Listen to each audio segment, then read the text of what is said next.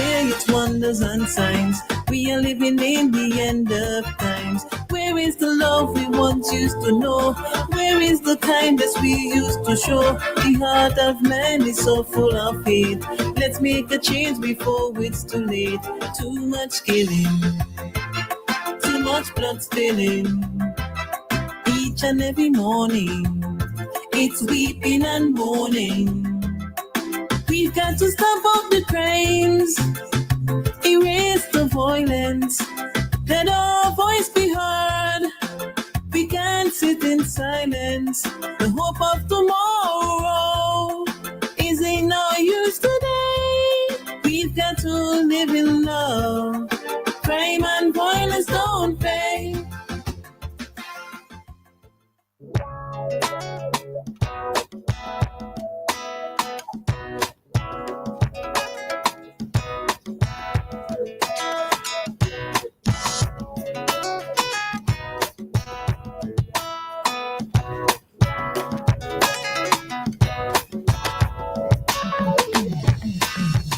We are back with another Cup Chat discussion here on WEFM. And this morning for Cup Chat, we are going to be speaking with Corporal Romancia John, who is with the Sexual Offences Unit, and Constable Crystal Walker, who is also with the Sexual Offences Unit. And I guess you can tell by the division they're with that we are going to be discussing the topic addressing sexual offences in St. Vincent and the Grenadines. Good morning, ladies. Welcome back to you, because I know you've been here before. I don't know if you've been here before, first time. Welcome. You'll be back. How are you feeling? I'm good. I'm happy to be here to educate. Okay, lean in a bit more. Offences this morning. All right, lovely. And you, officer? Good morning. It's good to be back. Oh, sorry. So go ahead and introduce yourself so the listeners can know, which voice goes with which name. Okay, I am Romancia Jordan, Acting Corporal of Police, number 599, and I work at the Sexual Offences Unit within the Royal St. Vincent and the Grenadines Police Force. Okay, good morning, everyone. My name is Crystal Walker. I'm a police constable, and I'm attached to the Sexual Offences Unit. Right. The Sexual Offences Unit, if I remember correctly, it's fairly new, right? How long has it been? The Sexual Offences Unit has been established on November the 6th, 2018. Right. Oh, Yes. Okay. Actually, that's not really that new now. Time goes by. Can we clearly define what is a sexual offense? Okay. Any unwanted, a sexual offense occurs where basically, in our law, sexual offense is offenses where it involves unwanted touching and assaults, penetrative assaults, and stuff like that, basically. All right, so any unwanted touch, or does it have to be in a specific place? No, any unwanted touch. So if somebody touch you on your hand and you're uncomfortable, it could deem to be a sexual offense. Oh, serious? Yes. I didn't know that. Somebody touch you on your buttocks, somebody touch you on your breast. Those are non-penetrative assaults. They are sexual offenses. Okay, well, I knew about like the buttocks and so forth, but on my hands. So if a guy holds onto my hand longer than he's supposed to, okay, lovely. And you're uncomfortable and he is rubbing and touching, you could deem a sexual assault. Fellas, good morning. All right. All right, then. How was did all right, let me structure this properly so that you can understand, right? When you deal with your sexual offenses cases on a daily basis or however regularly you deal with them, how many do you see related to children versus the amount you see related to adults? Okay, I will say the most will be for children. So let's say 50% will be children, and we'll have like 10% adults. That's an average. And male, female? Well, we tend to have more females than males coming forward in terms of sexual offenses. Okay. In relation to the children, who does the reporting most, you find? Is it the child themselves or a parent?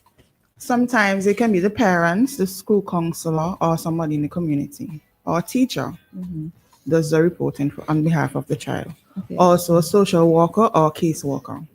Okay, so you don't really tend to find a lot of children coming to the station and making reports for themselves. No. No? They are mostly accompanied by an adult. Yeah. Okay. Or, for example, if they tell another child in the school, the child will tell a teacher or the counselor, and they will report on behalf of the child. Okay. So the reason why I'm asking the question is, do you think enough education is there for children to know that they can, let's say if you don't feel comfortable speaking to an adult about it, but you want to walk directly into a station. Maybe, they're just tired of whatever is happening. They can walk directly into a station and make reports, or they have to be accompanied by an adult. Can a child actually make a report themselves? Yes, they can. Yeah. A child who is feeling unsafe at home, he or she might be fed up of the assault. Nobody in the home is providing any care, any help, and they feel so frustrated that they decide to walk to the Kittles police station, the central police station, and they report what happened. What will happen there is that the police officers will contact mobilization, the child protection unit in particular, and a caseworker will come and interact with the child first and support the child during the process, and then we'll take it from there. And let's say if I am a child who decides to walk into the station, make this report, and mobilization steps in, especially in the case of sexual abuse, what tends to happen to the child there? Because that very evening after, where do they sleep? What happens to them in that situation? So, child protection unit made up of caseworkers and social workers. They are responsible for placing children who have been sexually assaulted in alternative care. So if the incident occurs in the home where the father or the brother might be the perpetrator, that home is deemed unsafe. So they will remove the child and place the child in an alternative home Okay. That same night. that same night. Okay, good. Do you get a lot of cases of incest or not? Not so much. From 2018 to now, it have not been significantly high as it relates to incest when it comes to sexual offenses. Okay, and for that, could you say which particular relative you see being reported more, like if it's a father or an uncle or something like that? The majority of the cases with minors is normally somebody who the child know. It might not be a father or an immediate family member like a brother or uncle. It might be a cousin. It might be a friend. It will not be a stranger in the majority of the cases. Most of the time with sexual offenses, the perpetrators are someone who children may know or even adult may know.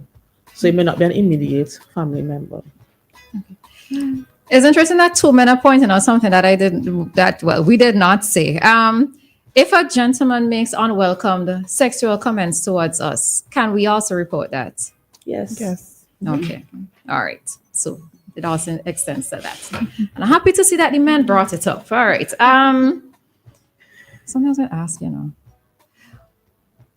when it comes to education to us, children, because I noticed that in our conversation, we have been speaking a lot about, let's say, male to female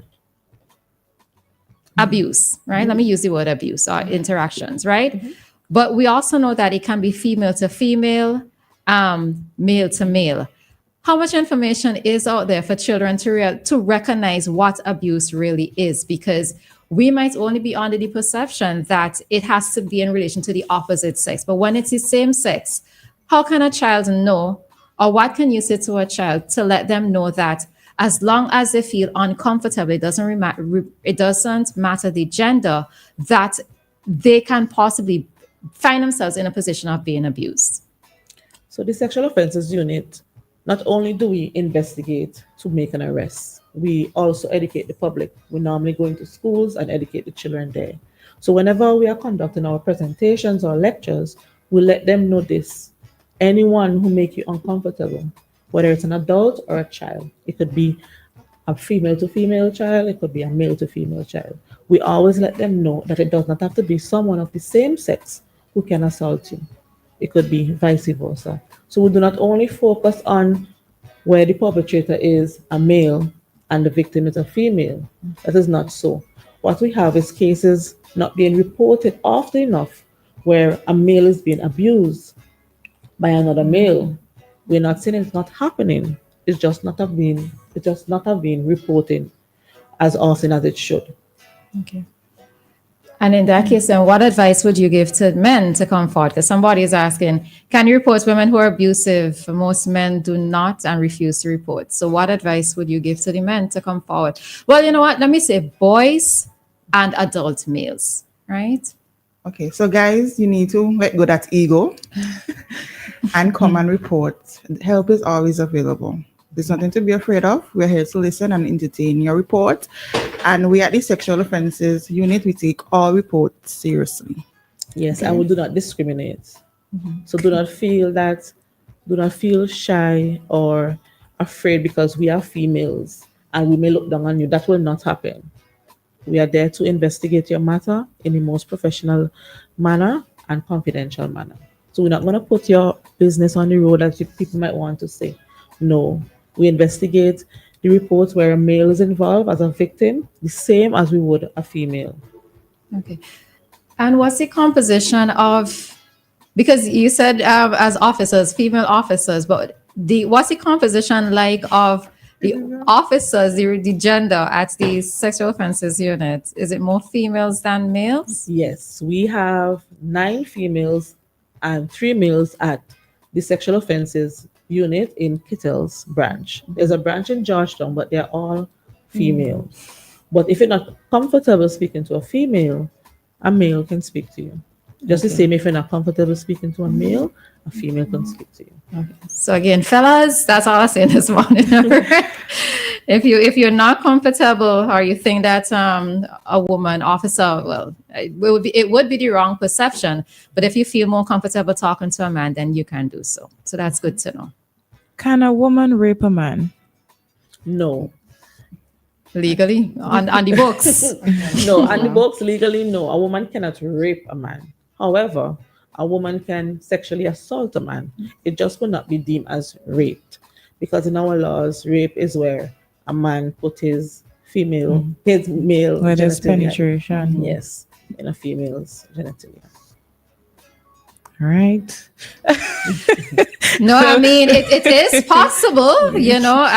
Let's say he was given something to sedate him or whatever. Or for him to not be able to respond, I suppose. But maybe our laws, you see. Yes. Go ahead. You say it. I want you to say it. Our definition does not involve object or anything like that. It's strictly male genitalia and female genitalia. So our laws do need updating because it is possible for a man to be raped. So if a man comes to the unit or any station and he says that he was penetrated by a female using an object, what would happen to him? Because he wouldn't be able to go to court and say I was raped. It's not going to be considered as rape. But he was violated. So what will happen? We'll investigate the matter in the same manner as we would any other sexual offense. Just that she will not be charged with rape. She will be charged most likely with indecent assault. Okay. Okay. All right. So let's talk about some of the penalties then of sexual offenses. Okay. So there is rape, which is having unlawful sexual intercourse with someone who doesn't give consent to it. And the maximum penalty for this offense is life. Okay? Then we have unlawful sexual intercourse. This is with a girl, where a man will have unlawful sexual with a girl. According to the laws of St. Vincent and the Grenadines, right? A female cannot give consent if she's under 15 years old, right? So any man who has sexual intercourse with a girl under the age of 13 is guilty of an offense. And this is life, right? And you have also any man who has unlawful sexual intercourse with a girl of or above the age of 13 years, but below the age of 15 years is also committing an offense. Now, some of these penalties have been increased. For example, the one that I just said, it was 5 years. Now it's 15 years. Okay. We have indecent assault, right? This deals with when someone indecently assaults a child under the age of 15 years is guilty of an offense. Okay, this also was increased. So it was 5 years, it's now 10 years. Okay, then we have incest. Any man who know a woman to be his granddaughter, sister, or mother, and he goes and have sex with her, he commits an offense, and vice versa. So it specifically says granddaughter, sister, mother, yes, And please. daughter, yes. I want to aunt So, or cousin. cousin. No, it doesn't extend that far. Listen, we need to sit down and come up with, we have to rewrite some of these laws. Okay, but anyhow. Right. So those are the ones that I have. Those are the most occurrence ones. We also have, to add to what my colleague said, we also have buggery, which is the penetration of a male, buttocks by a male genitalia. That's 10 years. The penalty for that is 10 years. And when my colleague mentioned unlawful sexual intercourse, the general public will deem that as statutory rape. This is where the law is saying the minor cannot give consent. So if she's 13 or 14, and she may tell a male that she's older, and she may say that she wants to engage in that, the law says she cannot. Okay, the law is there to protect the child because they cannot give consent when they're under 15 years. All right. So we know that society, well, many within society have been advocating for the age of consent to be raised to 18. I want to get from you. No, I know, not a terrible spot to put you. I want to get from you the challenges, because you're personally involved, the challenges that you face with the dilemma of a girl having reached the age of consent, but she's under the age of 18, where let's say her mother is trying to remove her from a particular premises, right? Of an adult who's harboring her. Even recently, I looked at a live for a young lady whose sister got to the age of 15, and she's saying that somebody else was harboring her sister in somebody else's place, right? Because the sister says that she's reached the age of consent. So in essence, she could do what she wants. How difficult do you guys, okay, I'm putting the word difficult there. What is your experience like with this particular part of our law?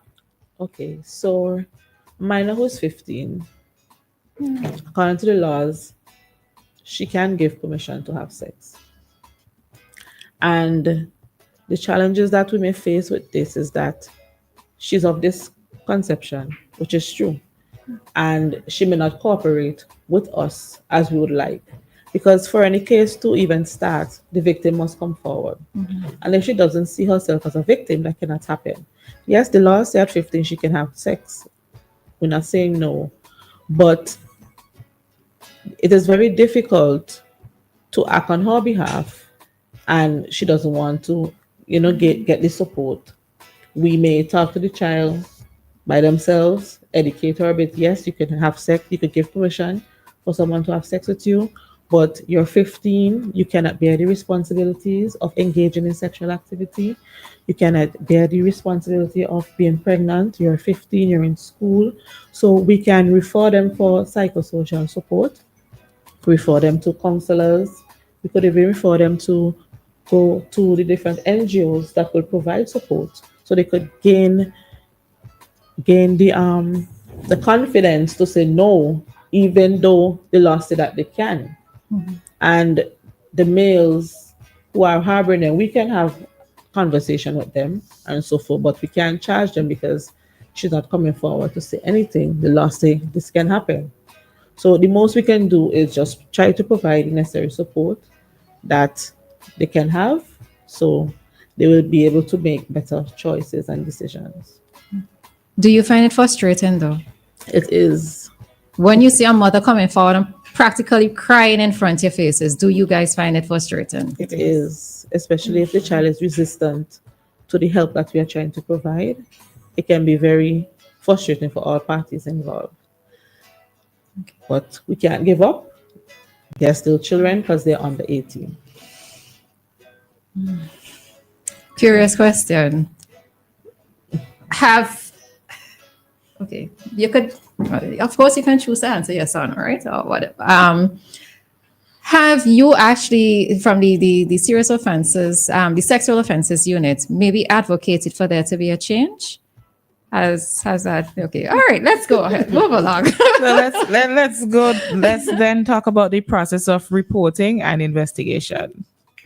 Right. So the process of reporting is that the person may call the police station, they may call the 911 line, or they might call the office directly by our telephone number, which is 453-4599. Also, they may come in person. Okay.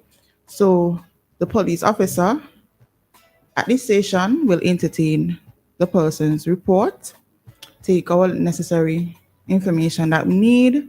Then we will write up what we call a medical injury report forms, which is known as the doctor paper. And then we will accompany the virtual complainant, which is the person who's making the report, to the doctor, the clinic, or the hospital. The doctor will then medically examine the virtual complainant. He or she will write their findings on the paper, on the medical forms. And then the victims will then take us to the scene where the alleged incident will have occurred. The accused may be present at that scene. Also, someone from the Criminals Records Office will take photographs. Now, the photographs that are taken on the scene is not to be published on social media. It's for court purposes where the prosecutors and the magistrates and the jurors can get an idea of the scene because they will not be present at the scene. Also, a justice of peace may also be present on the scene. A justice of peace is an independent person who makes sure that the accused's rights are not infringed. Then we will take the statement, a comprehensive statement, a detailed statement of what have transpired. Then we will take what we call witness statements. Then investigations will continue, where the accused will be taken into custody. He will be cautioned, informed about the report. He will be electronically interviewed, and then charges will be laid, and then he'll be taken to the court. Okay. What advice would you give to a woman who, unfortunately, the incident has just occurred where she was raped? Mm-hmm. What advice would you give to her in that particular moment in terms of being able to secure evidence, etc.? We would say call the police immediately and do not take a shower, because taking a shower can wash away any key evidence that may be in the body. So we would like these evidence to be preserved for, forensic purposes. So the doctors, when they examine, they can do the different tests as well. They can they will pull blood quite naturally. They'll take this. They will do a swab as well when they examine the female genitalia, and that will be sent to the lab. When it comes to DNA, we do not have a forensic lab here. So what they will do, they will take the necessary swab still, and we have an exhibit fridge where we keep it. So the exhibit is preserved, the DNA is preserved. Mm-hmm. And would you also advise women, let's say God forbid they find themselves in a situation, this is one of these topics to try to leave as many marks as possible on the accused. So that in case, if you see him with identifiable marks, you can't deny, in a sense, that he did it. Well, different people react differently. Right. Mm-hmm. When it comes to the trauma, they may not be able to defend themselves. Mm-hmm. They might freeze up. They might can't, react in a way that they can, fend the perpetrator off to even leave scratches. But if they can, that would be good.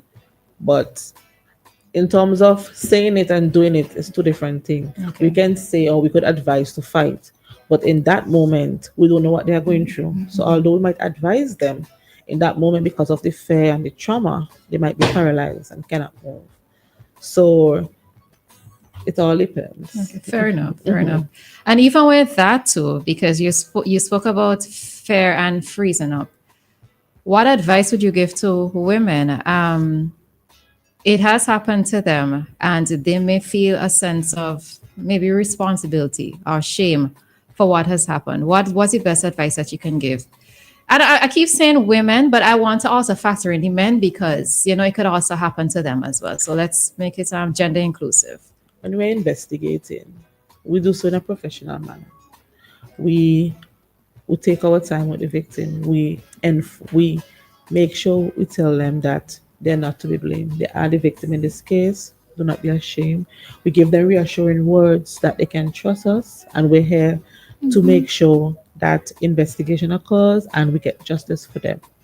We even refer them to counselors or psychologists, Dr. Miller, who works within the Ministry of Health. All our victims are referred there for that support. So we reassure them. We go at their pace. We are not in a rush to lock up the man, as the public may say. We take it one step at a time so that they can know that we are for them. Okay. And what about, is there, statute of limitations in a sense on reporting? No, there's no statute of limitation when it comes to sexual offenses. So that means if you were 10, when someone assaulted you, even though you're 30 now, you can still report the matter. Okay, so the time does not run out. Okay. All right. What are some of the rights of the victims? So when it comes to sexual offenses, they have a right to be treated by the doctor. They have a right for their voices to be heard. They have a right for us to act in a professional manner. They also have a right to withdraw whatever they're saying to us, meaning that at any time they can say no, they don't want to do this now. They will want to make up their mind. They have a right to say that as well. They have a right to also refuse medication if they don't want medication or go through any of this step with us. So they have rights. We just have to, I said before, we cannot investigate without the victim. So if the victim is feeling the way that they do not want to go through the matter at this present moment, they want to take a time, we can't rush them and say, no, we have to do this. We have to go at their pace. All right. So I think we could probably take an ad break right here. We'll come back with more questions. Listeners, when we come back, of course, you can call us if you have questions or comments for the officers as well. Shop with confidence at Courts. Get the lowest prices guaranteed. Get appliances, furniture, electronics, and so much more. If you find a lower price on any other products elsewhere, we'll match the price. Plus, we'll give you back 110% of the difference. Shop with confidence only at Courts. Bringing value home. Special conditions apply. Carifesta is sound and movement. Carifesta is soca and bouillon, ska and spooge, reggae and dancehall, kaiso, zouk and ring bang, compa, rumba and rakatuk. The rhythms of the region, made with love and pure Caribbean energy. Come for Carifesta 15 in Barbados. Book your stay now at visitbarbados.org/Carifesta. Do you spin a dial to make a call on your rotary phone from the 60s? No. Are you driving an unreliable and risky automobile made in the 1900s? Of course not. Are you still fiddling with an antenna to get good signal on your black and white television from the 20s? Really? Then why are you still stuck in the past, sitting on an unintelligent 1930s design toilet? That's right, 1930s design. What does your bathroom say about you? Don't get left behind. The future is now. Be smart. Be progressive.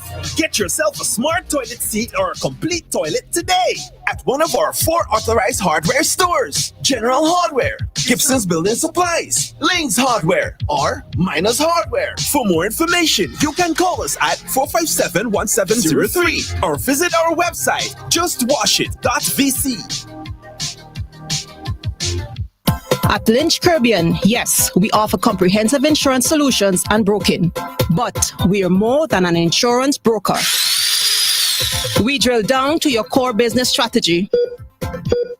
We keep a pulse on risk to keep your operations healthy. On your mark, get set. Along the way, helping you to drive competitive advantages. At Lynch Caribbean, we have your back. Contact us today for insurance solutions, strategic risk advisory, and more. Call 453-3300. Email info@lynchcaribbean.com or visit our office in Beachmont, Kingstown. Follow Lynch Caribbean SVG on Facebook, Instagram, and LinkedIn, or visit www.lynchcaribbean.com. WEFM, the new fresh sound. Cop Chat. You've got questions for the police? They're here to give you the answers on WEFM 99.9.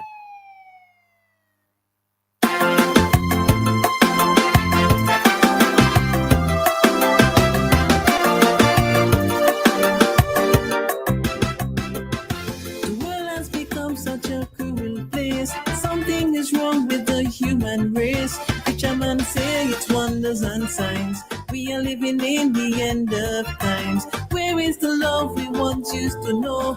Where is the kindness we used to show? The heart of man is so full of hate. Let's make a change before it's too late. Too much killing, too much blood spilling. Each and every morning, it's weeping and mourning. We've got to stop all the crimes, erase the violence, let our voice be heard. We can't sit in silence. The hope of tomorrow is in no use today. We've got to live in love. Crime and violence don't pay.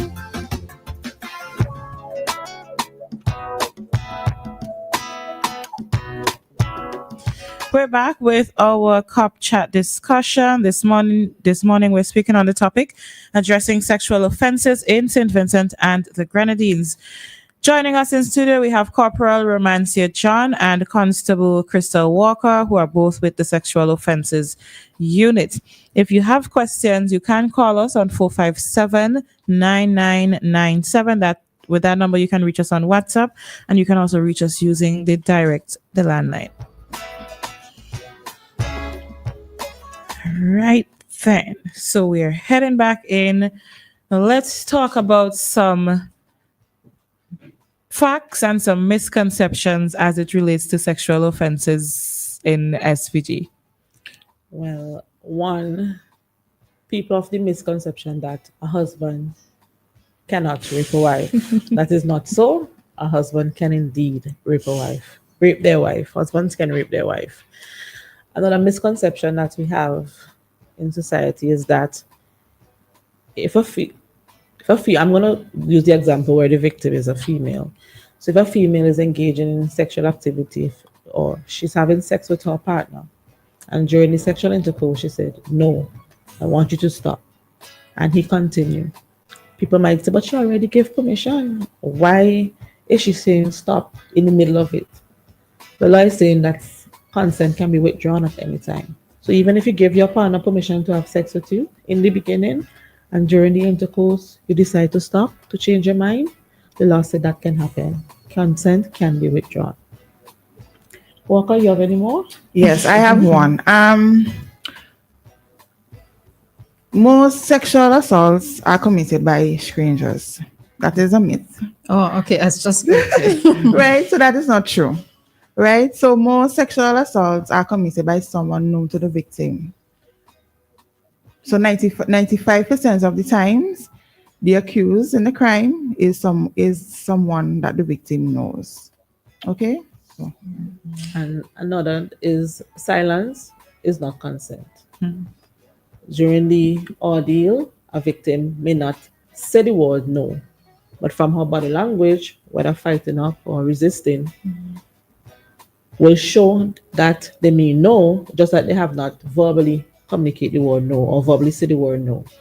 We cannot use the absence of the word no to say that she means yes. Silence is not consent. A lot of people are of the opinion that, but she didn't say no during the ordeal, or he didn't say no. That means he or she wanted it. That is not so. So that's a myth also that we need to be aware of.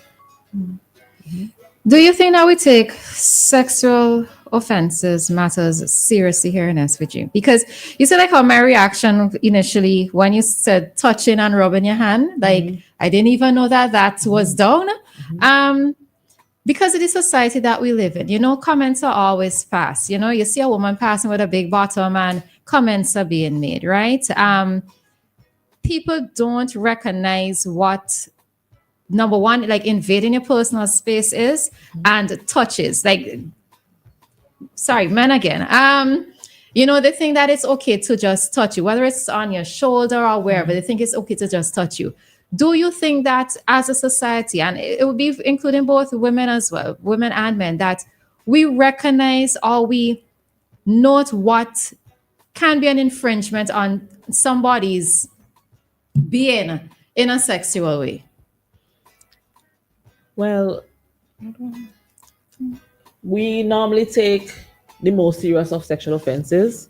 We more normally take like the penetrative sexual offenses more seriously than the others. Just like how you said you were not aware of the little rubbing or the touching. Well, what may seem little, but it's actually big. I do not think, even though we say it, that they receive that information as in the way that they should. The public I'm talking about. For example, as you said, a female walk, she maybe walking in the street, she looking beautiful, and they want to say the most derogatory remarks to her and thinking that it is just okay. It is not okay. That will make the female or male, according to who is doing it, uncomfortable. So I think more education in terms of that part is needed. We're not too big to learn, as I normally say. We learn every day. So that information needs to be disseminated a bit more so that the public can know that even a touch on the shoulder or a rub on the hand is also deemed a sexual offense. Yeah. I think a lot of relearning needs to happen within society. Sometimes men think it's a compliment that they're giving, not realizing that what they're doing or what they're saying is actually making us more uncomfortable than anything else. So, yeah. Wait, what was my question? Yes, there are some persons who have to report cases involving children whenever it comes to light to them, whether somebody tells them, the child tells them, or if they notice something, like teachers. Could you tell us who those persons are? Right, they are known as mandatory reporters. According to section 12 and 14, anyone who is wholly or partly responsible for children, such as pastors, teachers, counselors, police officers, caseworkers, social workers, doctors, nurses, if they notice or they know a sexual assault is happening and they fail to report, they can be arrested on summary. They could be fined $5,000 or be in prison for 3 months if they do not report the matter. So we too are bound by that. Notice I said police officers, we too are bound by this law. Okay, and that's the Children Care Adoption Act of 2010. And you said that's anybody who is working or taking care of children. Who is wholly or partly responsible. Yes. Okay. All right, so remember that the phone lines are open, listeners. The number to call is 457-9997 to be interactive with our guest this morning. Our interview is this morning.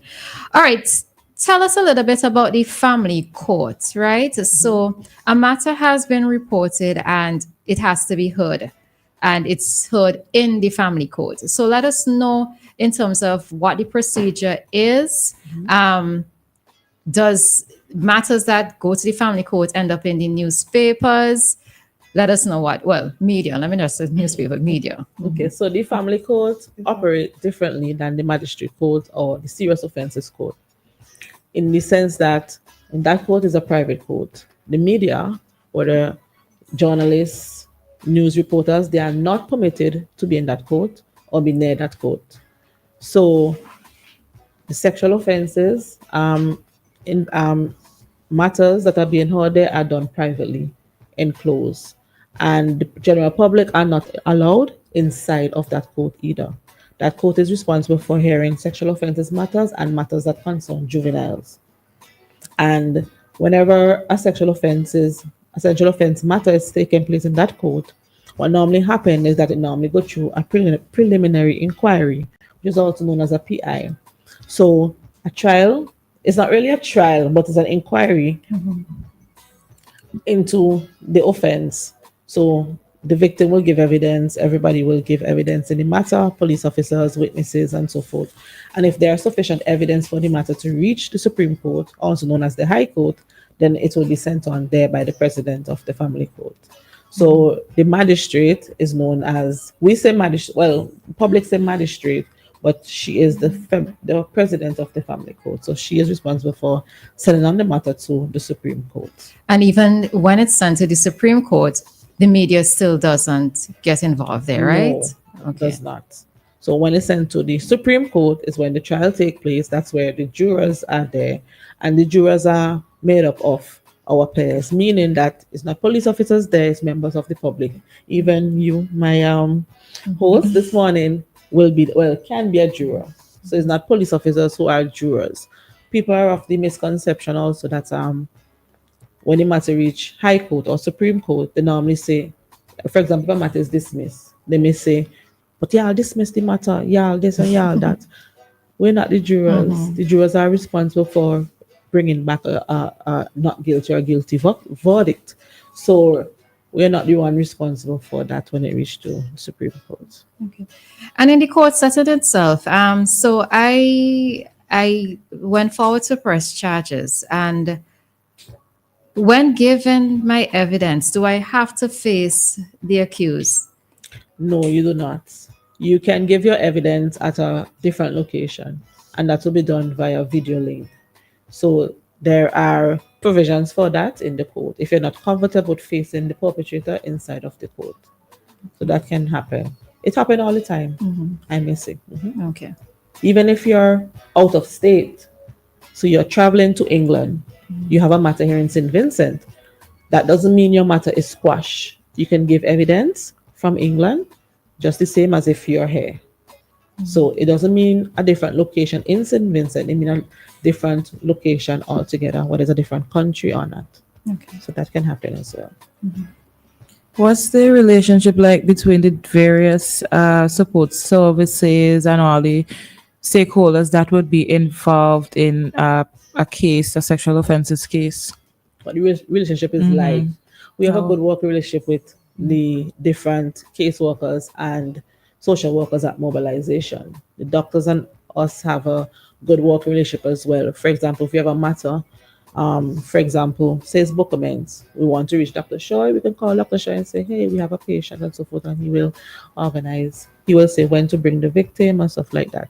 So we have other support in place for the victim where we have a good relationship. Dr. Miller is one within the Ministry of Health, and the help is there, and we all work along to make sure that the victim gets the necessary support he or she needs. Okay. Talking about help and support that is needed, what about for you? Because you mentioned earlier, it can be frustrating working in that particular division, and I think as women, you would have to summon some extra strength, because I don't think I would make it to face those cases. How do you do it? And what kind of support do you get? How do you keep yourself sane? Right. So as a unit, we come together. We have our little social. We'll plan on going on trips. So we go to the beach. We'll hang out. We have a little karaoke. In our spare time, we play some games. We'll interact. Sometimes psychiatrist comes in and they will have one-on-one discussion with us. So, yeah. Yes, we had sessions before as a unit where Dr. Miller came and gave us session, as well as Kesley Cambridge, who's a forensic psychologist who works at Liberty Lodge. He came also and gave us session as to how to cope and the different defense mechanism or coping mechanism we can use when investigating matters so that we will not be overwhelmed. How easy is it for you when you get home to leave You're dead behind you though.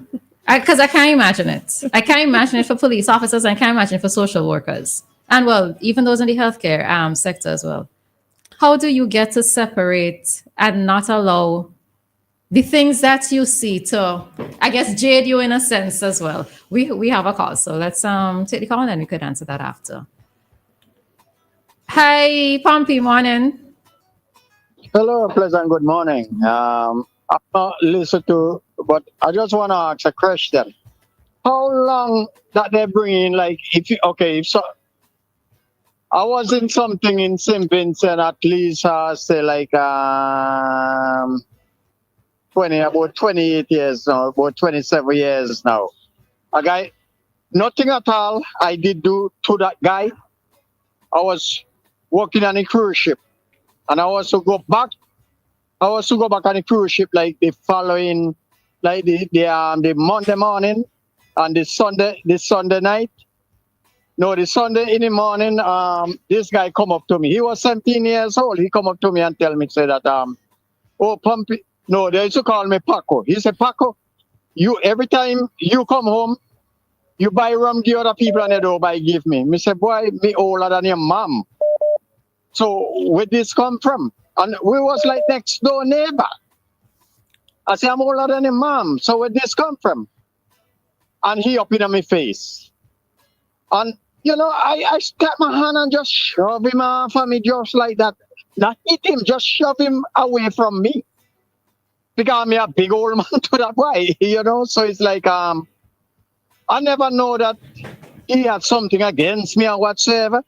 He go buy a cutlass, sharpen the cutlass with garlic and everything like that. So they had a domino match. I went and pick up some things to carry back on the ship for the other rest guys that are where they on the ship now. When I going back. Okay, so I stop at the domino match. Okay, so Pompey. Okay, let me go there quick. Yeah. I stop at the domino match and then I see the guy there and then he leave when he see me and go home. All I hear is somebody say, watch it, Paco. When me do look, is this guy come with the cutlass, chop me up, chop off, two of my finger, drop on the ground. The other one barely hang on.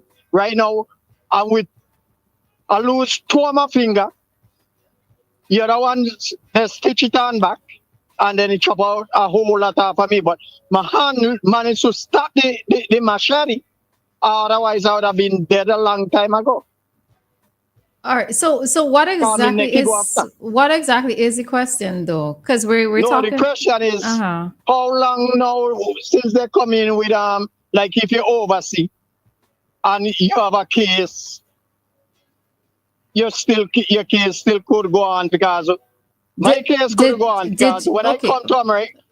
Okay, so it's not quite in relation to the topic that we're speaking on, but is it a case where you made a report? Oh, yeah, I was in hospital. They been locked up. The boy, he was in jail when I was in the hospital.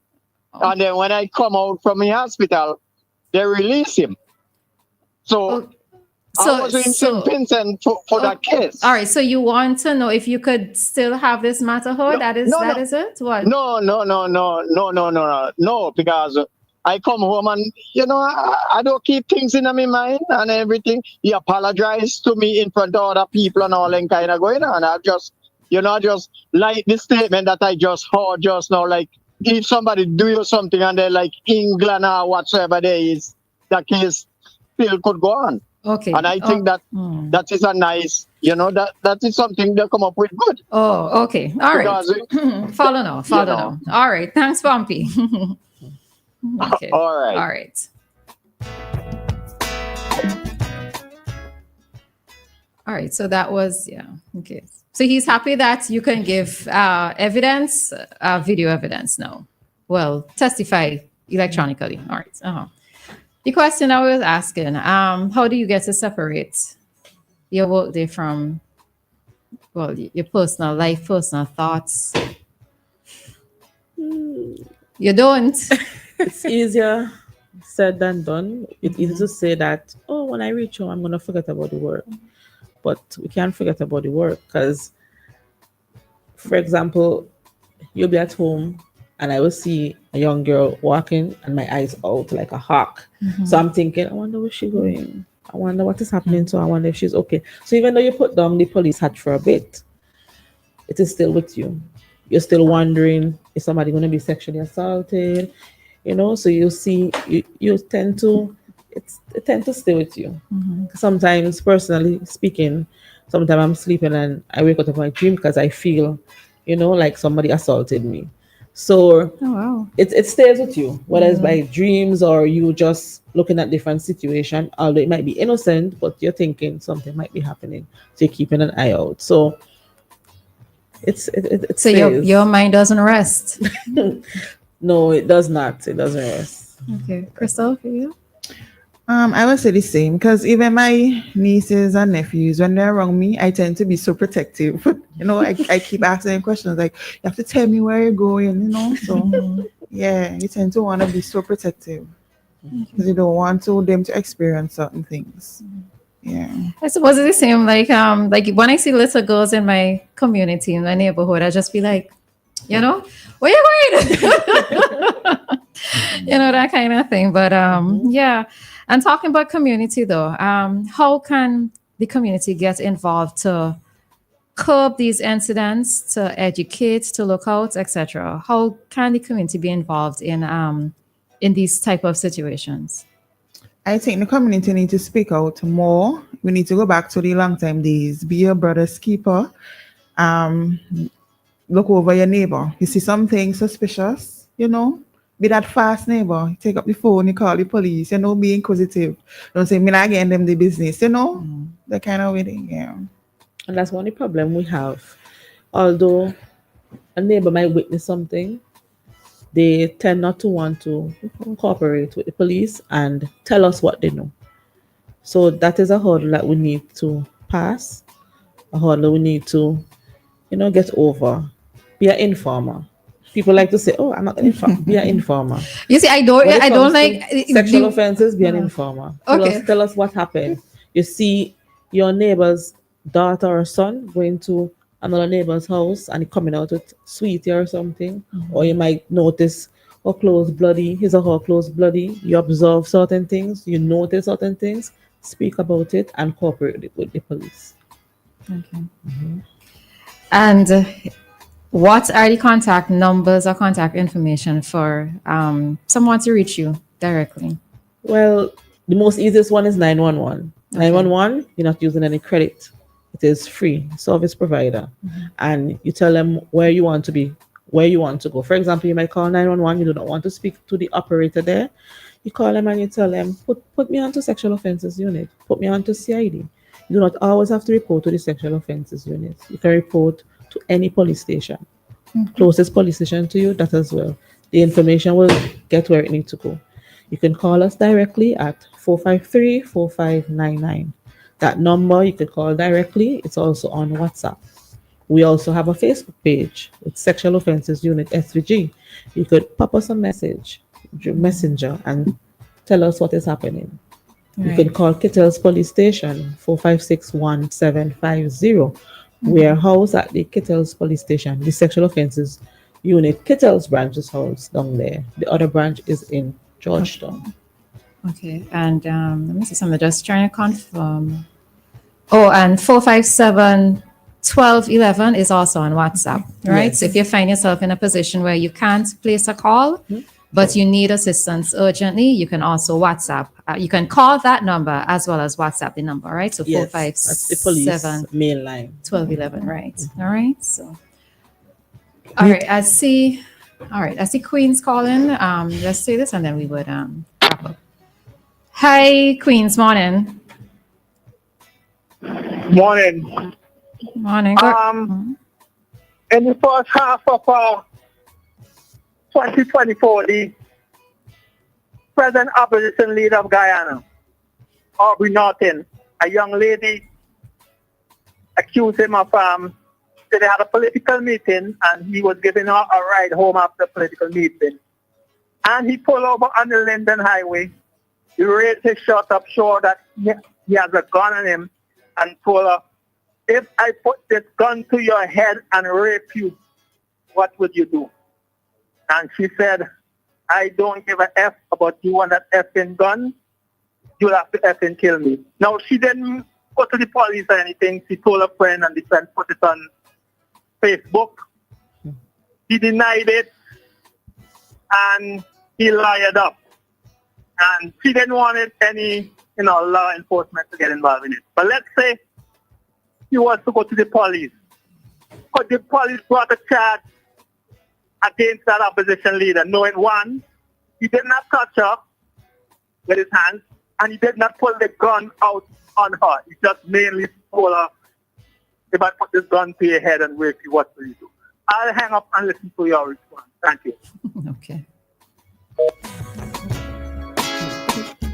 Any thoughts? Well, the word if is a conditional word. And the conditions have to be met in pull the gun on you. I would rape you. So you didn't pull the gun. But in that present moment, how did she feel? That is very important as well. So we need to know when did he say this, how will she feel, and all these type of thing. As I say, the word if is a conditional word, and the conditions have to be met in order for us to say charge for it with threats or threats to rape or whether it's a firearm related offense or anything like that. So that's my view on it. Okay. All right. And I think with that, we have come to the end of this interview here this morning for Cop Chat, where we were discussing the topic addressing sexual offences in St. Vincent and the Grenadines.